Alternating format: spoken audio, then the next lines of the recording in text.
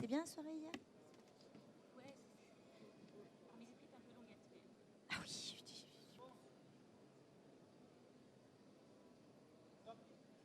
Alors, nous voici ce matin pour parler d'un événement que vous n'avez pas pu voir hier soir parce que ça s'est passé tard dans la soirée, lors de la soirée exposant. On a remis les trophées dans le cadre d'un concours qui s'appelle Smart Agri-Food Innovation, qui est organisé par le pôle Terralia avec un certain nombre de partenaires, dont Crédit Agricole Alpes-Provence. Et parmi ces gagnants, vous allez voir, il y a de l'innovation dans tous ces états. Et on a la chance d'avoir la grande gagnante. Donc vous allez, et le grand gagnant qui n'est pas là. Mais voilà. Vous n'allez pas être étonnés parce qu'on en a parlé plusieurs fois sur ce plateau. Et ben, c'est notre tracteur électrique qu'on adore depuis le départ qui a remporté hier le concours Smart Agri-Food. Pour en parler avec nous, Laure Prévost-Haussmanni, qui représente Sabi Agri. Votre partenaire qui n'est pas là, on peut le citer. Alexandre Prévost-Haussmanni. Alors, voilà, prenez un micro là. Associé avec Alexandre Prévost-Haussmanni. Très bien, c'est On une est tous les histoire. deux cofondateurs. D'accord, donc de famille. Exactement. Très bien. Claire Mermet, qui est responsable croissance à Terralia, qui va nous expliquer ce qu'est Terralia pour ceux qui ne connaissent pas. Bonjour. Et Jean-Louis Bertol, donc, qui est responsable de Capital Innovation au Crédit Agricole Alpes-Provence. Bonjour. Ouais. Peut-être on commence avec Claire, vous nous expliquez qu'est-ce donc que ce Terralia qui est sorti de terre il y a quelque temps et dont on n'arrête pas d'entendre parler. Oui, alors sorti de terre depuis maintenant plus d'une dizaine d'années, Ouais. puisqu'on est créé depuis 2006. Alors Terralia, c'est le pôle de compétitivité des filières végétales. Végétales qui comprend l'agriculture, l'agroalimentaire et tout ce qui est technologique. On travaille aussi bien sur les filières fruits et légumes, vignes et vins, céréales, plantes aromatiques, tout ce qui touche au végétal. On est un réseau de 300 adhérents avec des entreprises, des centres de recherche, des centres de formation. Et notre ambition, c'est d'accompagner les entreprises dans l'innovation, c'est de faire émerger l'innovation. Ça passe par de l'animation du réseau, ça c'est notre cœur de métier. On est beaucoup dans la mise en relation, la valorisation de nos adhérents, etc. Et puis après, on détecte les innovations dans les laboratoires de recherche, dans les entreprises. On regarde comment accompagner cette innovation, comment faire en sorte que les projets puissent se construire, voir le jour. On les accompagne dans le financement et après on les accompagne dans leur durée. Et au-delà de ça, on accompagne aussi les entreprises dans les aspects plus croissance, c'est-à-dire qu'au-delà de l'innovation, on va regarder comment accompagner l'entreprise pour que l'innovation atteigne son marché. Comment financer toute la structuration de l'entreprise, comment se structurer autour de cette innovation pour les aspects commerciaux, les aspects d'approche de marché, l'international, etc. Très bien. Alors, c'est vrai que ce terme accompagner, on l'utilise très régulièrement, mais qu'est-ce que ça veut dire concrètement accompagner? Est-ce qu'on est sur du soutien financier, du coaching Alors, à Terralia, on est proche de nos adhérents, on essaye de les voir vraiment régulièrement, de comprendre, bien connaître leur activité, voir quels sont leurs besoins, quels sont leurs projets, et d'être en mesure au fur et à mesure de chaque étape de l'avancée des projets et puis de l'avancée de l'entreprise, de voir de quoi elles ont besoin. Et soit on a des choses qu'on peut leur proposer, nous, en termes de services, soit vraiment on fait le lien avec aussi bien les acteurs locaux qui peuvent les aider sur des points très précis, aussi bien sur des dispositifs nationaux, régionaux, des financements qui existent. Et on peut leur proposer pour qu'ils puissent y accéder. Donc l'idée, c'est vraiment de leur faciliter l'accès à tout ça en faisant un suivi régulier de l'adhérent. Très bien. Et donc, vous avez décidé de lancer ce concours Smart Agri-Food Innovation. C'est peut-être pas la première édition? Si, c'est la première édition. Qu'est-ce qui a motivé ce concours, alors, l'organisation de ce concours? Dans nos objectifs, l'accompagnement de l'innovation, ça veut aussi dire communiquer sur l'innovation, diffuser l'innovation, faire en sorte qu'on connaisse ce qui se passe dans les entreprises, dans les laboratoires de recherche. On a un premier concours qui s'appelle InnovaFood qui prime les produits. Et de plus en plus, nous, dans nos adhérents, on a des acteurs de la techno et donc de l'innovation technologique. Donc on s'est dit qu'il fallait vraiment qu'on puisse avoir un autre concours qui valorise ces innovations technologiques et digitales. C'est comme ça qu'est né le concours Smart Agri-Food Innovation. Très bien. Voilà. Et le Crédit Agricole Alpes-Provence s'est dit, tiens, la bonne idée, un concours Smart Agri-Food Innovation, on va être partenaire et vous avez eu envie de soutenir l'innovation. Jean-Louis Berthold, pardon, vous pouvez nous expliquer un petit peu vos motivations? Bien sûr. Si vous voulez, tout d'abord, je vous présente Capital et Innovation. Oui. Comme ça, on verra bien le sens. Capital et Innovation, ça a été créé il y a un petit peu plus de 3 ans. Et l'objectif, c'est quoi? C'est d'aider les entreprises innovantes qui démarrent, ce qu'on appelle les startups, puisqu'on parle en anglais très souvent, pour aider ces startups à bénéficier du coup de pouce initial, parce que les prêts bancaires ne suivent pas toujours au départ, parce que c'est des phases où les entreprises ne peuvent pas encore rembourser de prêts. Donc l'idée, c'était de créer des structures qui peuvent accompagner ces entreprises au tout début. Vraiment en phase d'amorçage. Voilà, c'est ça. Donc nous avons créé un fonds de dotation pour réaliser du mécénat économique, tout simplement. Donc il est doté, ce fonds de dotation, de 1% du résultat net social du Crédit Agricole Alpes-Provence. Et avec ça, on aide les startups de 2 manières, soit directement par des prix ou par des prêts d'honneur sans intérêt, sans garantie, oui, soit indirectement en aidant les structures d'accompagnement à l'innovation, à la création d'entreprises, les réseaux, en étant partenaire de ces réseaux. Donc ça nous aidons ces réseaux d'accompagnement et eux, indirectement, apportent leur soutien aux startups. Ça, c'était le premier fonds. Et un deuxième fonds, on a créé un fonds d'amorçage pour prendre des participations en capital pour ces jeunes entreprises quand elles commencent à avoir le produit qui sort sur le marché et qu'elles ont besoin d'un coup de main en fonds propres pour démarrer. Très voilà bien. Et aujourd'hui, Capital Innovation accompagne combien d'entreprises sur le territoire? Alors, nous avons réalisé 100, on va dire une centaine de prêts d'honneur, là, aujourd'hui, en 3 ans. Et en capital, nous accompagnons 42 entreprises. Très bien. Tout secteur confondu, hein, on n'est pas uniquement sur l'agriculture. Pas seulement sur l'agriculture. Ni l'agroalimentaire.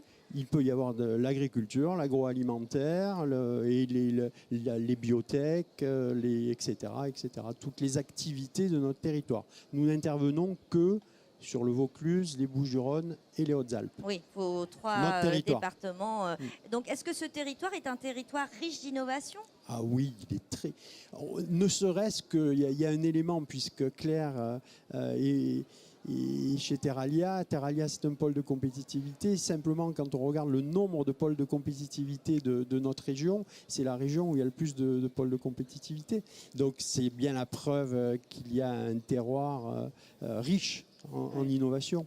Donc vous n'avez pas eu de mal à trouver des candidats à ce concours? Non, effectivement. Alors sur ce concours, donc quand même pour vous dire, on est partenaire avec la French Tech Culture. Oui. Donc c'est important parce que c'est vraiment un acteur clé aussi de tout ce qui est innovation digitale, technologique. On a le Crédit Agricole qui est partenaire, on a Vaucluse Provence Attractivité également, mais aussi Bonduel et la société InVivo. Voilà. Alors effectivement, on est content parce que sur ce première édition, on a reçu 31 candidatures, 29 qui ont été étudiées, qui rentraient vraiment dans les critères. Et donc, on a eu un premier jury au début octobre qui a sélectionné les 12 finalistes qui ont été qui ont pitché hier, qui ont été audités hier et qui ont été... pitch. Voilà. Et le prix a été remis hier soir dans le cadre de la soirée des exposants. Donc, parmi ces 12 candidats, qu'est-ce qu'on avait pour avoir un peu un panorama de l'innovation en matière d'agriculture sur le territoire? Alors, je vais vous dire qui sont les gagnants. Hein. Les gagnants, on en a 5, c'est ça? Voilà, il y a 5 gagnants. Alors, je vais faire dans l'ordre du plus bas au premier. Oui.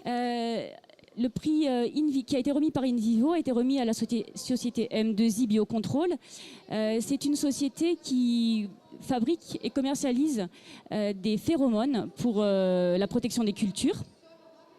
Le deuxième prix, qui était remis par... Bonduel, non? Bonduel, voilà, c'est si ça. Je me souviens bien. Bon, entre-temps, il s'est passé beaucoup de choses. On a bu du champagne oui, et tout exactement. ça. Mais je crois me souvenir que c'était Bonduel. Voilà, Sonoléo, Sonoléo qui fabrique des bioréacteurs pour la production d'algues, de micro-algues. Voilà. Le troisième prix qui était remis par Vaucluse Provence Attractivité, c'était Ombrea. Ombrea qui est une société qui fabrique des ombrières pour pour protéger les cultures maraîchères ou viticoles. Qui a fait un témoignage assez intéressant en expliquant que c'est suite à des aléas climatiques, une perte de rendement, qu'il a décidé de trouver une solution innovante avec effectivement ces ombrières. Voilà, c'est une histoire familiale. Ouais. Ouais. Le deuxième prix qui a été remis par la French Tech, c'est Panji. Alors Panji, expliquez-nous un petit peu.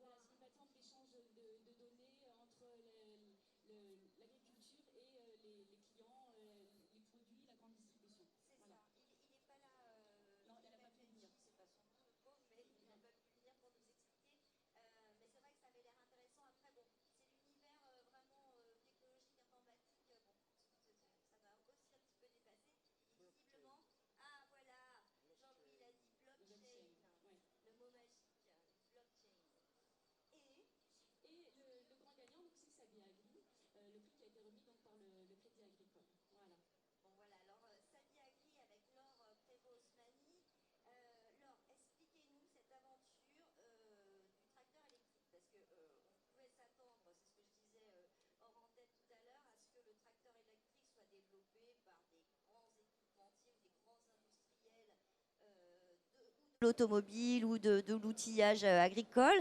Eh ben non, c'est vous, avec votre compagnon, Oui, oui, tout à fait. qui avez eu cette idée folle d'aller jusqu'au bout et de bâtir un tracteur électrique. Exactement. Le tracteur électrique n'est pas né dans un laboratoire de gros constructeurs, il est né dans le champ. En réalité, puisqu'Alexandre, maraîcher bio, et ingénieur mécanicien de formation, quand il travaillait le sol, s'est rendu compte qu'il manquait un produit. Concrètement, il disait non, moi les très gros tracteurs, ça ne me convient pas, j'abîme mon sol, ça ne me fait pas gagner de temps. Et revenir au travail manuel est également une contrainte beaucoup trop importante. Donc il faut trouver ce compromis entre technologie et respect du sol, respect de l'homme, et donc de la problématique mieux cultivée en respectant et l'homme et la terre. Nous avons pu développer et créer ce tracteur électrique. Et donc ça a démarré en 2015, comme je vous disais. Donc c'est assez rapide entre le moment où... L'idée arrive, oui, on n'a pas arrêté, parce que c'est vraiment quelque chose qui nous porte, qui vraiment, on est dedans, on est convaincu que c'est une des solutions aujourd'hui de l'agriculture de demain. Mais vous continuez à être maraîcher.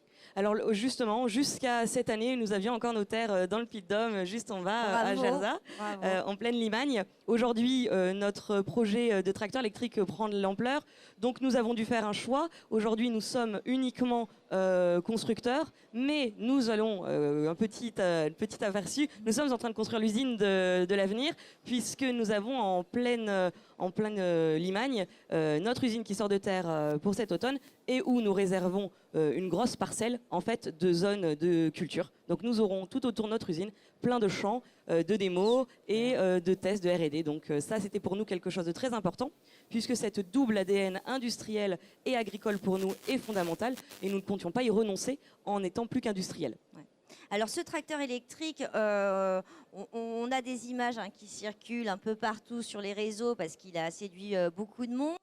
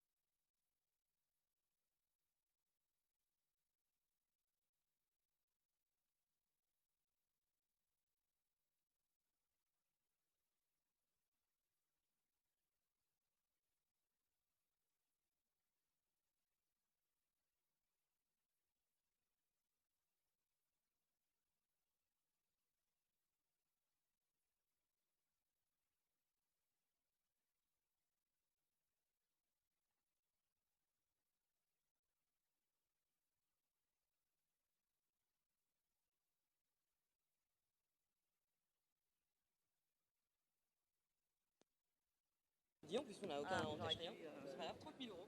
La version